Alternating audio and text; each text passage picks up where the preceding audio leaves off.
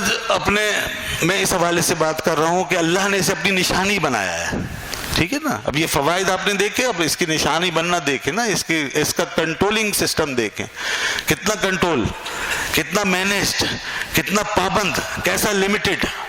اللہ نے فرمایا میری تقدیر ہے یہ عزیز و علیم کی کہ یہ خط استوا کو پکڑ کے چلے گا. خط استوا کیا ہوتا ہے؟ یہ ہمارے سر کے اوپر سے جب سورج گزرتا ہے تو جس روٹ پر یہ جا رہا ہے یہ پورا خط استوا کہلاتا ہے. استوا کا مطلب ہے درمیان، بیچ، یعنی جس میں کہ آدھا ادھر ہو جائے اور آدھا ادھر ہو جائے. تو یوں دنیا تقسیم ہو جاتی ہے. سورج ایک تقسیم کرتا ہوا جا رہا ہے، دنیا کو منقسم کرتا ہوا. ایک طرف شمال بنا رہا ہے، دوسرے جنوب بنا رہا ہے. دو دنیا کی سائڈیں بنا رہا ہے، اور جدھر سے آ رہا ہے ادھر مشرق بنا رہا ہے، اور جدھر جا رہا ہے ادھر مغرب بنا رہا ہے. اس طرح یہ ایک سورج دنیا کو 4 حصوں میں تقسیم کر رہا ہے، اور پھر اتنے زبردست طریقے سے کہ اپنا خط اور اپنا روٹ نہیں چھوڑتا، اور دنیا اس طرح 4 حصوں میں ہمیں 4 جہتوں میں بڑے آرام سے تقسیم ہوتی نظر آتی رہتی ہے، اور اس کے مطابق ہم نے معاملات کرتے رہتے ہیں. اس میں چونکہ گرمی ہے، سردی ہے، تو خدا نے یہ موسم بنائے ہیں ہمارے فوائد کے لیے، ہماری خدمت کے لیے. تو یہ پھر سردی اور گرمی کی فضا بنانے کے لیے دائیں اور بائیں ہٹتا جاتا ہے، دائیں ہٹتا ہے بائیں ہٹتا ہے، تھوڑا تھوڑا بس. وہ رہتا اسی ڈائریکشن میں، تھوڑا دائیں ہٹ کے چلتا ہے، پھر کبھی بائیں ہٹ کے چلتا ہے.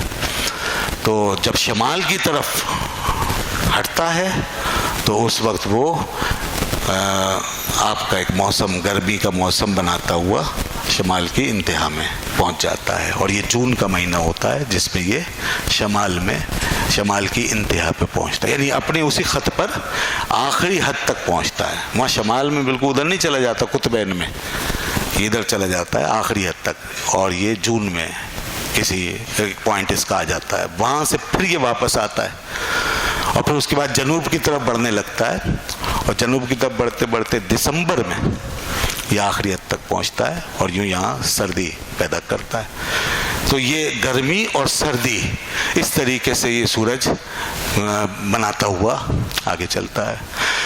اور اس سے جو حرارت نکل رہی ہے وہ اسی حساب سے باہر آ رہی ہے کہ جس سے آپ کی زندگی باقی رہے. وہ میں نے بتا دیا، اس کا درجہ حرارت بڑا فکس کیا ہوا ہے اللہ تعالیٰ نے، وہ فکس بالکل. تو اب اس طرح یہ موسم اور اس کا دائیں بائیں ہونا، اس میں ایک بڑی دلچسپ بات ذرا میں بتانے لگا ہوں. اللہ تبارک و تعالیٰ نے فرمایا رب المشرق والمغرب، مشرق و مغرب کا رب، ایک بات ہو گئی. پھر دوسری جگہ فرمایا رب المشرقین والمغربین، 2 مشرقوں کا 2 مغربوں کا رب. پھر تیسری جگہ فرمایا رب المشارق والمغارب، کئی مشرقوں کا یا سارے مشرقوں کا اور سارے مغربوں کا رب. دیکھ رہے ہیں آپ کیسے وہ 1 2 اور پھر سارے. یہ کیا ہے؟ مشرق ایک ہے یا 2 ہیں، مغرب بھی یا بہت سارے ہیں، یہ کیا ماجرا ہے؟ یہ وہ حقائق ہیں جس پہ غور کرنے کی ضرورت ہے. اس کا تعلق اسی سورج کی حرکت سے ہے نا. ایک اور مفہوم بھی ہے، میں ادھر نہیں جا رہا، وہ میں شاید بعد میں بیان کروں، لیکن ابھی میں سورج کے حوالے سے بات کر رہا ہوں. جیسے میں نے کہا شمال کی طرف ہٹے گا خط استوا سے ایک لمٹ تک، اور جنوب کی طرف ہٹے. یہ جو روزانہ ہٹ رہا ہے نا شمال کی طرف جنوب کی، روزانہ اس میں مائنر سا ڈائیورشن ہوتا ہے، مائنر بالکل معمولی سا ہٹتا ہے وہ. اور روزانہ جب وہ ہٹتا ہے تو ایک نیا اینگل بناتا ہے، اور اسی اینگل سے غروب ہوتا ہے. تو روزانہ ایک مشرق بناتا ہے ایک مغرب بناتا ہے روزانہ. اور ہٹتے ہٹتے اپنے اینڈ پر جا کر، بالکل ایکسٹریم اینڈ پر جا کر کے پھر کئی مشرق بناتا ہوا نکل رہا ہوتا ہے پورے سال میں. یہ پورے سال کا عمل ہے. اور کئی مغرب بناتا ہوا غروب ہو رہا ہوتا ہے. یہ رب المشارق والمغارب. اس پہ غور کرو کہ روزانہ ایک اینگل سے ایک مشرق بنا رہا ہے. یہ وہ، اور ایک مشرق اور ایک مغرب تو آپ کو پتہ ہی ہے، وہ تو ہے ہی جو سب دیکھ رہے ہیں، جو بالکل ایسی ظاہری نظر سے ایک پورا مشرق، یہ پورا جو حصہ ہے یہ مشرق اور یہ پورا حصہ مغرب، ٹھیک ہے نا. اور پھر رب المشرقین والمغربین جب فرمایا تو یہ دراصل عربی کی ایک اصطلاح ہے کہ مشرق و مغرب کو جمع کیا دونوں میں، مشرق و مغرب کو جمع کر کے مشرقین اور پھر مشرق و مغرب کو جمع کر کے مغربین. کبھی مشرق کو غلبہ دے کے مشرقین کہتے ہیں اور کبھی مغرب کو غلبہ دے کے مغربین کہتے ہیں. جیسے امام حسن کو غلبہ دے کر حسنین کہہ دیتے ہیں اور مراد کون ہے؟ حسن و حسین. غلبہ دے دیتے ہیں تو غلبہ بڑے کو دیتے ہیں. جیسے امام حسن و امام حسین میں بڑا کون ہے؟ امام حسن. تو بڑے نا ان کو غلبہ دے کر حسنین نام رکھ دیتے ہیں. اب اس میں دونوں آ گئے. یہاں پر اللہ نے کبھی مشرق کو غلبہ دیا کبھی مغرب کو. یہ اس لیے کیا کہ تمہارے لیے نشانی ہونے کے لحاظ سے دونوں برابر ہیں. مشرق بھی ایک مستقل اس کی نشانی ہے، اس پہ بھی بہت کچھ ہے، اور مغرب بھی اس کی مستقل ایک نشانی ہے، اس میں بھی بہت کچھ ہے. تم ادھر منہ کرو تو ادھر تمہیں پوری طرح نظر آئے گا وہ جو عزیز و علیم ہے، ادھر منہ کرو تو ادھر بھی تمہیں پوری طرح نظر آئے گا وہ جو عزیز و علیم ہے. اس کی نشانیاں ادھر منہ کر کے دیکھو یا ادھر منہ کر کے دیکھو. اینما تولوا فثم وجہ اللہ، تم جہاں بھی رخ کرو گے وہاں تمہیں خدا نظر آئے گا. اس لیے وہ رب المشرقین و رب المغربین، رب المشارق والمغارب، یہ ہے اس کی شان. اور ایک مشارق و مغارب کی تشریح یوں بھی ہو سکتی ہے جو میں نے پہلے کہا تھا کہ میں اس کو بعد میں بیان کرتا ہوں. وہ دنیا کے جگہوں کے اعتبار سے، ملکوں کے اعتبار سے، دنیا میں ہر جگہ سورج طلوع ہو رہا ہے، ہر جگہ ہو رہا ہے. تو بس یہ ہر پوری دنیا کے اور ہر ملک کے ہر علاقے کا ایک مشرق ہے ایک مغرب. تو مطلب یہ ہو گیا ساری دنیا کے مشرق اور ساری دنیا کے مغربوں کا رب ایک ہی ہے، رب المشرقین رب المشارق والمغارب.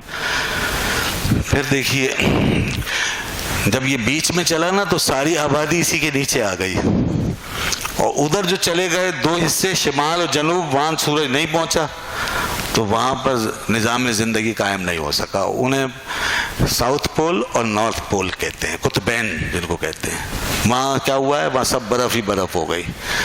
یہ بتا دیا نا وہاں برف رکھ کر کے کہ دیکھو کتنی بڑی نعمت بیچ میں سے گزر رہی ہے. اگر یہ نہ ہوتا نا تو تم بھی ایسے ہی برف ہو جاتے سارے کے ساتھ، سب میدان بن جاتا.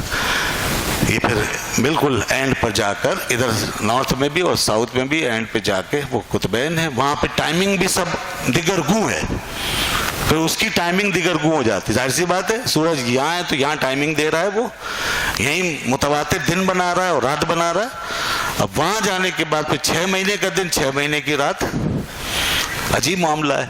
اور وہاں پھر یہ ایک اور عجیب، وہاں پر اور عجیب نشانیاں ہیں، عجیب شان ہے اس کی. وہاں ساؤتھ پول یا نارتھ پول پہ کھڑے ہو کے دیکھیں تو رات کے وقت میں سورج جاتا ہوا نظر آ رہا ہے، جس کو آفتاب نیم شبی کہتے ہیں.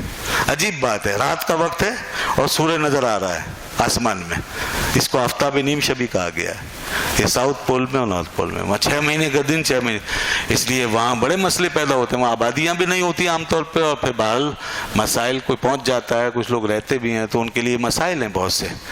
یہی ہمارا جو نظام الاوقات ہے، پھر اس میں ہمیں وہ اجتہاد کرنا پڑتا ہے. اجتہاد کر کے پھر ان کی نمازوں کے اور دیگر معاملات کے اوقات بیان کیے جاتے ہیں. اس میں ظاہر سی بات ہے کوئی ایک رائے نہیں ہو سکتی. تو وہاں چونکہ آبادیاں نہیں ہیں اور عام طور پہ مشکلات بہت ہیں. اور آگے جاتے ہیں تو انٹارکٹیکا شروع ہو جاتا ہے جو سراسر برف ہی برف ہے. تو بہرکیف یہ اللہ کا نظام، اس نے ایک زمین کے ایک بہت بڑے خطے کو آباد فرمایا، اس میں اس نے زندگی بسائی. اس کے اوپر یہ سورج چاند ستارے سیارے سب قائم ہیں، اور یہ ایک باقاعدہ سسٹم کے تحت شیڈول کے تحت روا توا ہیں، ایک کنٹرول میں چلتے چلے جا رہے ہیں. ہمیں روشنی دے رہے ہیں، ہمیں حرارت دے رہے ہیں، توانائی دے رہے ہیں، ہمیں خوبصورتی دے رہے ہیں، رانائی دے رہے ہیں، زندگی دے رہے ہیں، اور ہمیں علوم دے رہے ہیں، فنون دے رہے ہیں. گویا ہماری ذہنی اور فکری ضرورتیں پوری کر رہے ہیں، جسمانی ضرورتیں پوری کر رہے ہیں، اخلاق اخلاقی ضرورتیں پوری کر رہے ہیں. اللہ نے فرمایا کہ اب بھی تم انہیں میری نشانی نہیں سمجھو گے, یہ سب میں نے اس لیے تو بنایا ہے.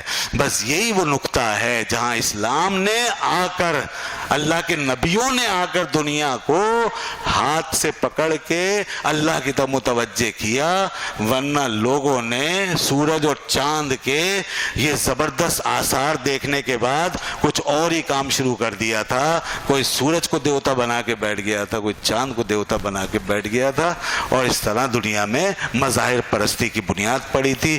اسلام نے ہمیں بتایا کہ مظاہر پرستش و پوجا پاٹ کے لیے نہیں, یہ تمہارے دیوتا نہیں, یہ تمہارے بھگوان نہیں ہیں, بلکہ تمہارے رب العالمین کی نشانیاں ہیں.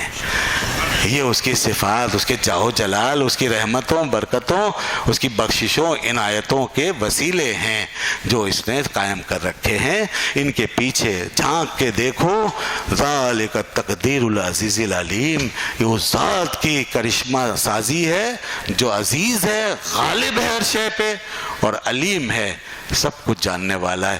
یہ صفت اللہ نے خالق شمس کے لیے بیان فرمائی جو وہ خود ہے. لوگوں نے جب سورج کی پوجا کی تو معلوم ہے یہی صفات, بالکل یہی صفات سورج کو دی, اور ان کے مذہبی کتابوں میں یہ لکھا ہوا ہے, قدیم مذاہب کی کتابوں میں, کہ سورج علیم ہے, خبیر ہے, طاقتور ہے, فیض رساں ہے, عدل کرنے والا ہے, انصاف بانٹنے والا ہے, رحم کرنے والا ہے, لہذا یہ بہت بڑا بھگوان ہے. اللہ نے فرمایا یہ صفات سورج کی نہیں, سورج کو پیدا کرنے والے کی ہیں, سورج کو پیدا کرنے والے کی. تم نے غلطی کی جو سورج کے اندر یہ مان بیٹھے. آگے بڑھتے انبیاء اسی لیے آتے ہیں, انسان کی اس کوتا نظری کی اصلاح کرنے کے لیے اور اس کو گمراہی سے بچانے کے لیے, کہ جہاں وہ ٹیڑھا ہو جائے یا رک جائے